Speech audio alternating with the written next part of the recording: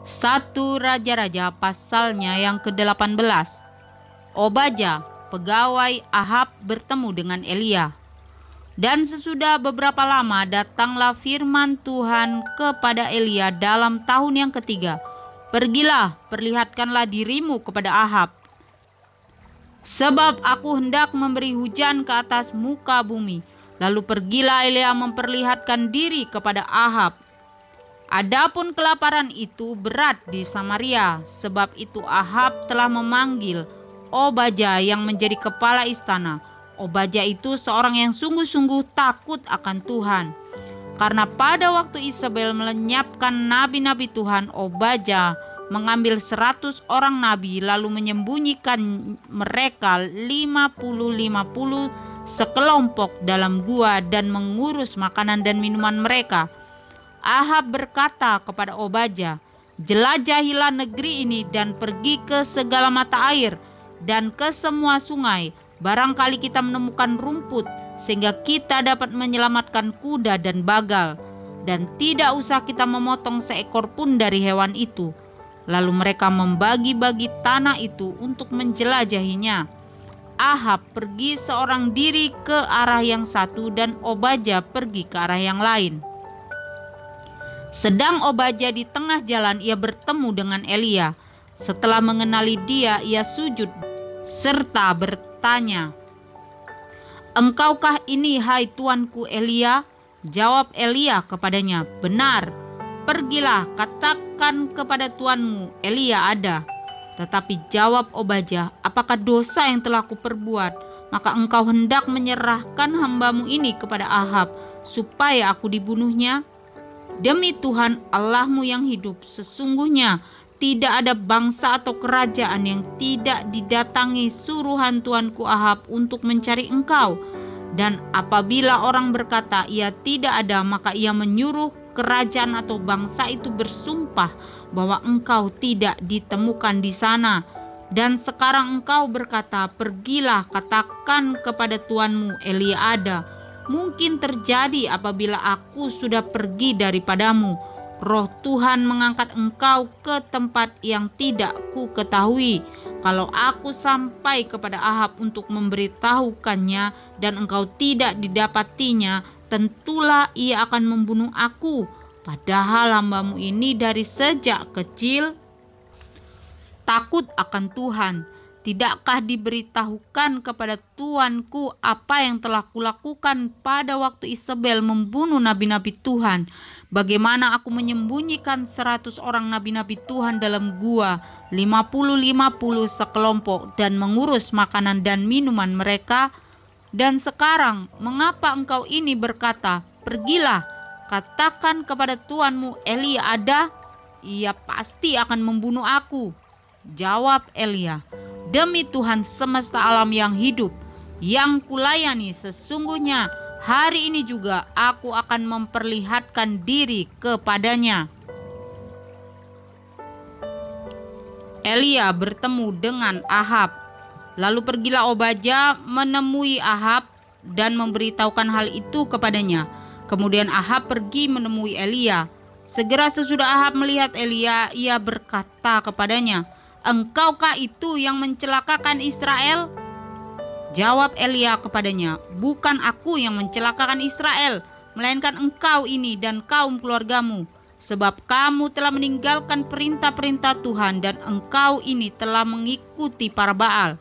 Sebab itu, suruhlah mengumpulkan seluruh Israel ke Gunung Karmel, juga nabi-nabi Baal yang 450 orang itu dan nabi-nabi Asyera yang 400 itu, yang mendapat makan dari meja istana Isabel." Elia di Gunung Karmel. Ahab mengirim orang ke seluruh Israel dan mengumpulkan nabi-nabi itu ke Gunung Karmel. Lalu Elia mendekati seluruh rakyat itu dan berkata, "Berapa lama lagi kamu berlaku timpang dan bercabang hati? Kalau Tuhan itu Allah, ikutilah dia, dan kalau Baal, ikutilah dia." Tetapi rakyat itu tidak menjawabnya sepatah kata pun. Lalu Elia berkata kepada rakyat itu, "Hanya aku seorang diri yang tinggal sebagai nabi Tuhan. Padahal nabi-nabi Baal itu ada 450 orang banyaknya. Namun baiklah diberikan kepada kami 2 ekor lembu jantan. Biarlah mereka memilih seekor lembu, memotong-motongnya, menaruhnya ke atas kayu api. Tetapi mereka tidak boleh menaruh api. Aku pun akan mengolah lembu yang seekor lagi, meletakkannya ke atas kayu api dan juga tidak akan menaruh api. Kemudian biarlah kamu memanggil nama Allahmu, dan aku pun akan memanggil nama Tuhan. Maka Allah yang menjawab dengan api, dialah Allah. Seluruh rakyat menyahut katanya, baiklah demikian. Kemudian Elia berkata kepada nabi-nabi Baal itu, pilihlah seekor lembu dan olahlah itu dahulu, karena kamu ini banyak. Sesudah itu panggillah nama Allahmu, tetapi kamu tidak boleh menaruh api. Mereka mengambil lembu yang diberikan kepada mereka, mengolahnya dan memanggil nama Baal. Dari pagi sampai tengah hari katanya, ya Baal, jawablah kami. Tetapi tidak ada suara, tidak ada yang menjawab.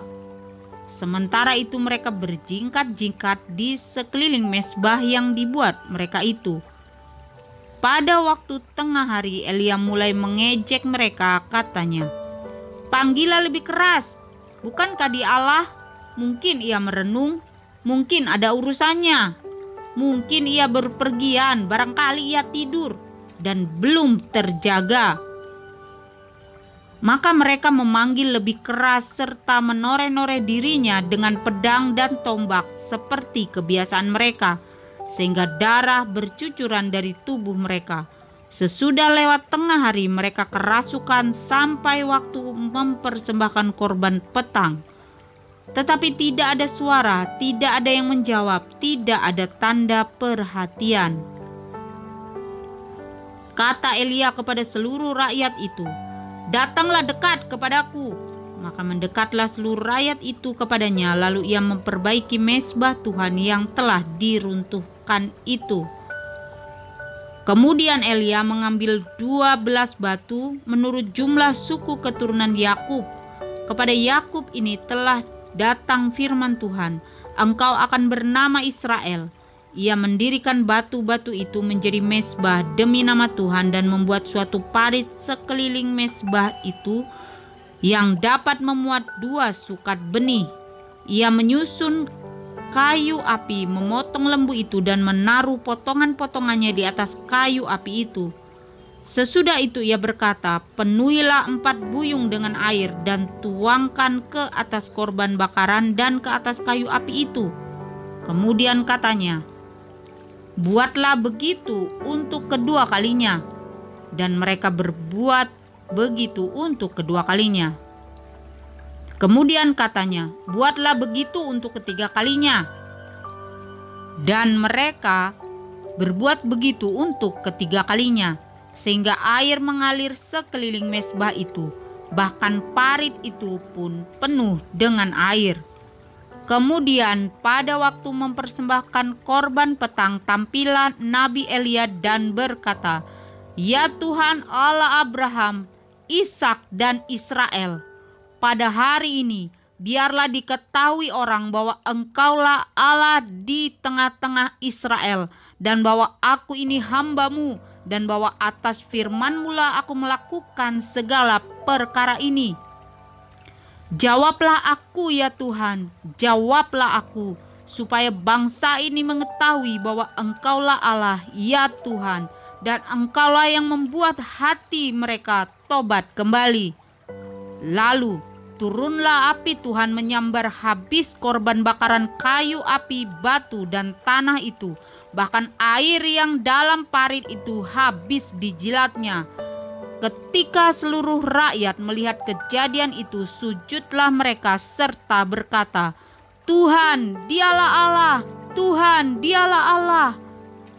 Kata Elia kepada mereka, tangkaplah nabi-nabi Baal itu, seorang pun dari mereka tidak boleh luput. Setelah ditangkap, Elia membawa mereka ke sungai Kison dan menyembelih mereka di sana. Kemudian berkatalah Elia kepada Ahab, "Pergilah, makanlah dan minumlah, sebab bunyi derau hujan sudah kedengaran." Lalu Ahab pergi untuk makan dan minum, tetapi Elia naik ke puncak gunung Karmel. Lalu ia membungkuk ke tanah dengan mukanya di antara kedua lututnya. Setelah itu ia berkata kepada bujangnya, "Naiklah ke atas, lihatlah ke arah laut." Bujang itu naik ke atas, ia melihat dan berkata, "Tidak ada apa-apa." Kata Elia, "Pergilah sekali lagi." Demikianlah sampai 7 kali. Pada ke-7 kalinya berkatalah bujang itu, "Wah, awan kecil sebesar telapak tangan timbul dari laut." Lalu kata Elia, "Pergilah, katakan kepada Ahab, pasang keretamu dan turunlah, jangan sampai engkau terhalang oleh hujan." Maka dalam sekejap mata langit menjadi kelam oleh awan badai, lalu turunlah hujan yang lebat.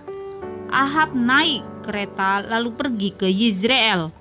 Tetapi kuasa Tuhan berlaku atas Elia. Ia mengikat pinggangnya dan berlari mendahului Ahab sampai ke jalan yang menuju Yizreel.